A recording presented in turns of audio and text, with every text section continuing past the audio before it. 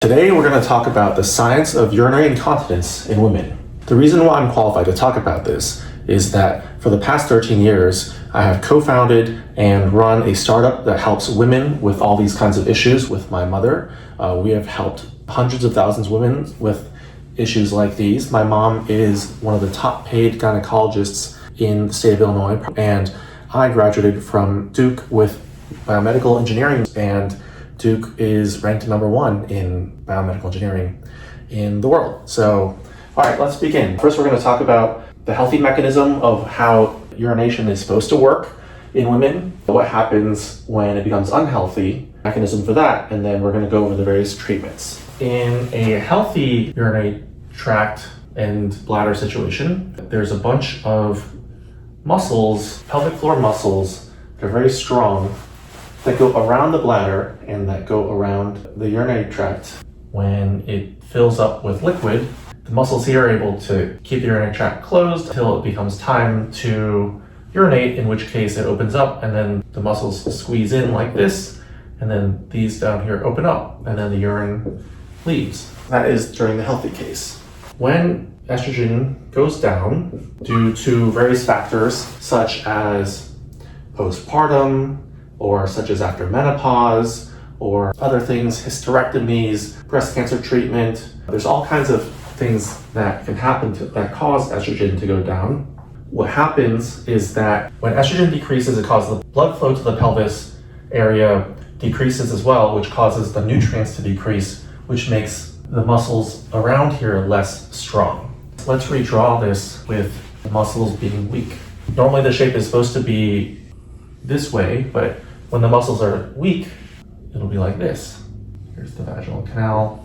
So now, in this unhealthy state, you have these kidneys up here bringing in urine.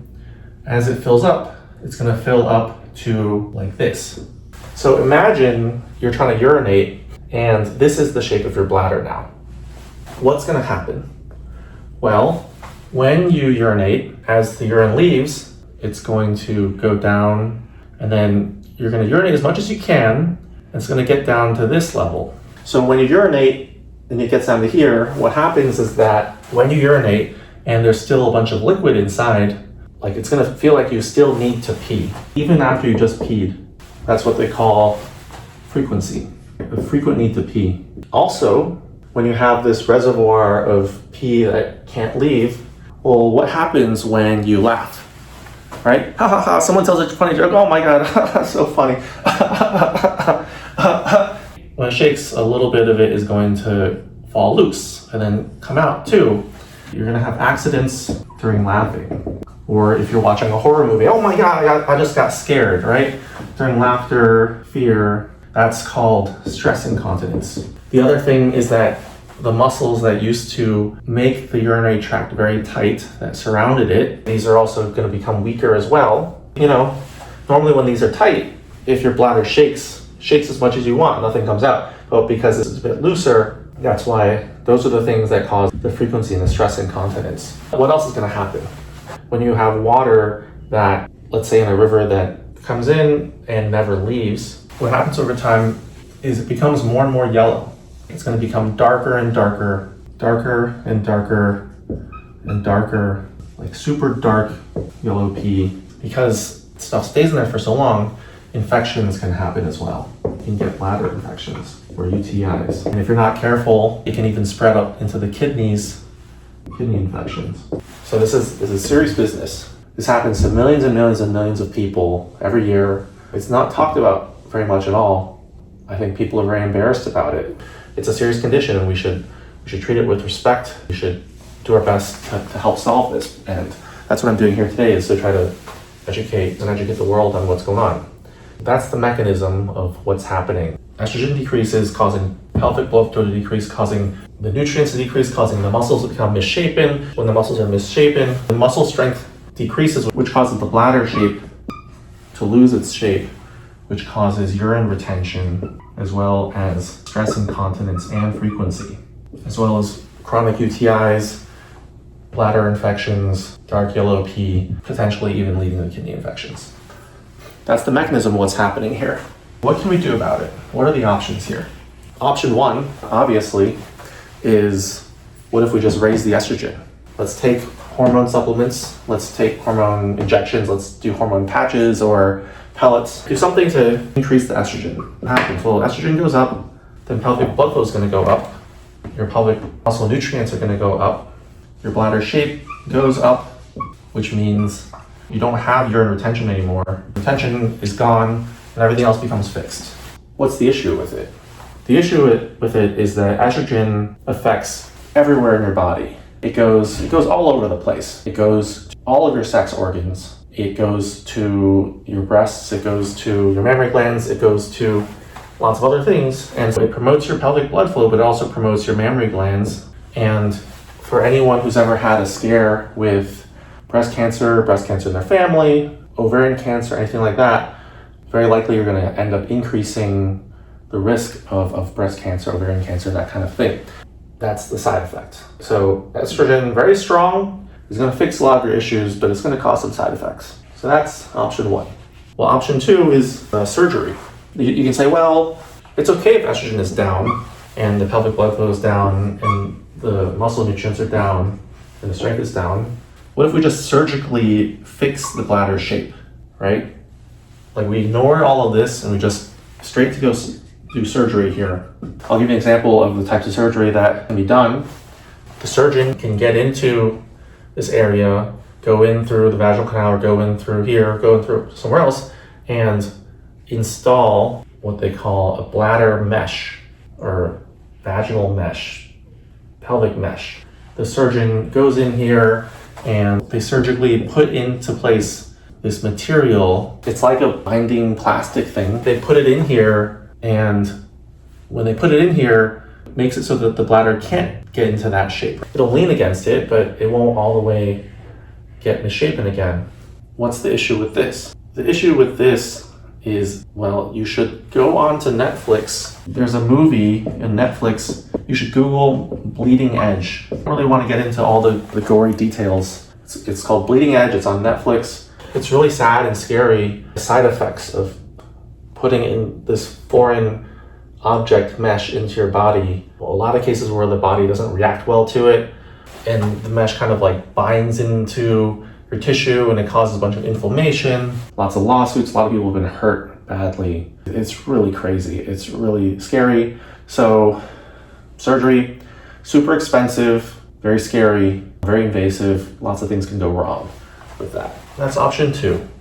You know, there's many other options as well. Lots of other options. There's all kinds of other things you can try to do. There's medical devices that go inside, for instance, go inside the vagina and try to pinch this off to block it, so that way you do Kegel exercises. You can insert devices that try to pinch it here so that, like, when you don't need to pee, it keeps you from peeing. When you take it out, you start to pee. There's all kinds of stuff, but I would like to tell you about the strategy, the method that was invented by my mother and I.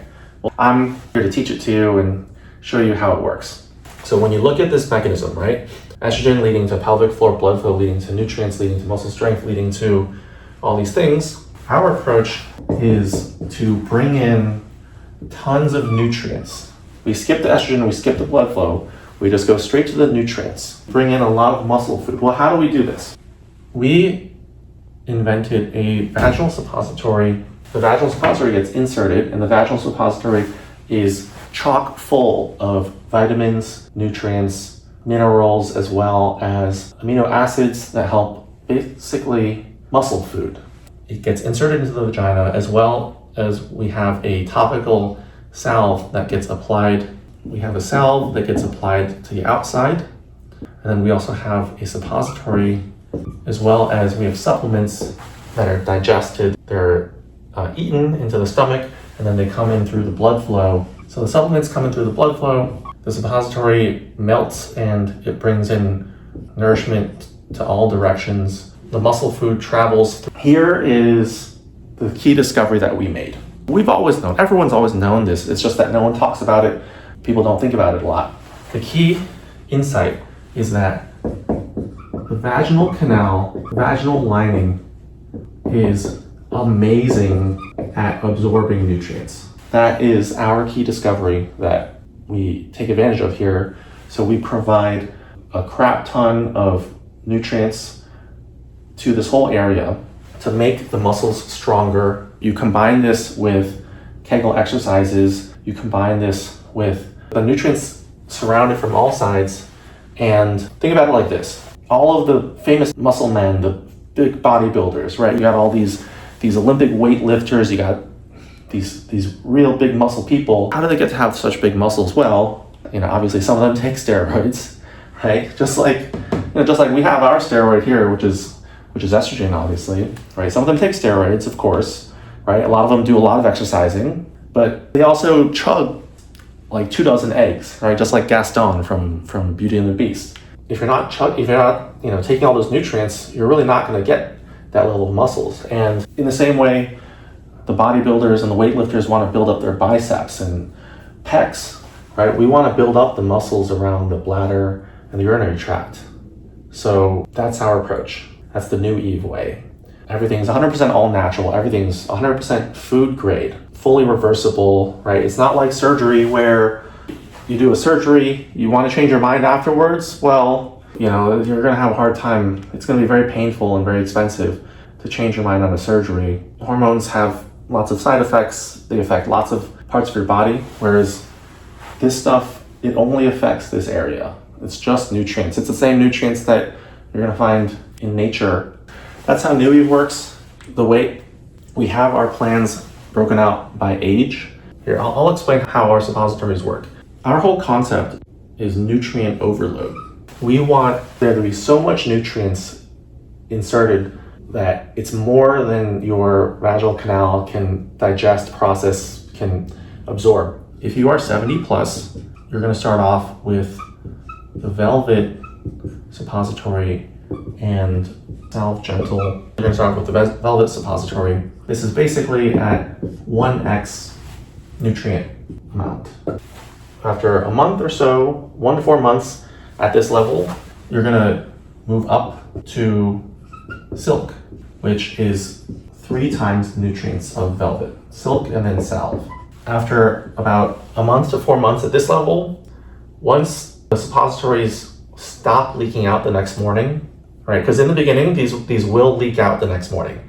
There will be nutrients that are wasted, right? If it's the case that it's being wasted, that's a good thing. But what you should do is you should cut it in half and then insert it at double the amount.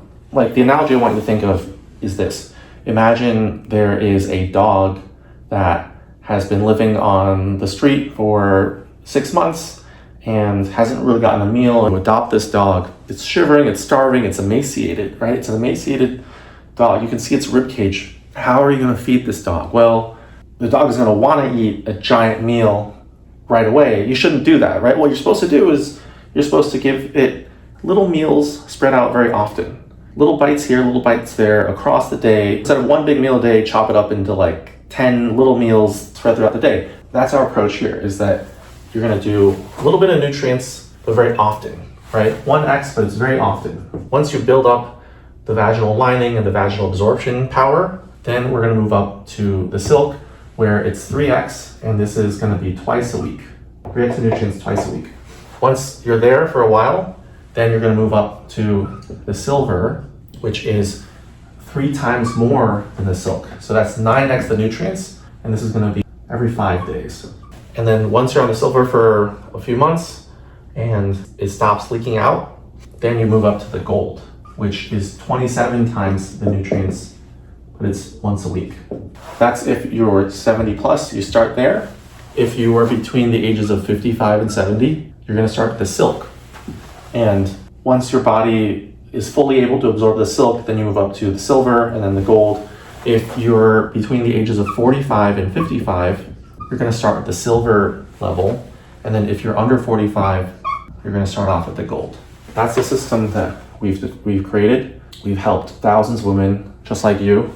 If you are a woman and you have this issue, if you're not a woman, you don't have the issue, you're just learning for fun, that's amazing, that's great too. But yes, this is the plan, how we can work together to solve your urinary incontinence using this all-natural approach. Let me know if you have any questions. I hope this is helpful. I appreciate your time, and thanks for coming to my TED Talk on.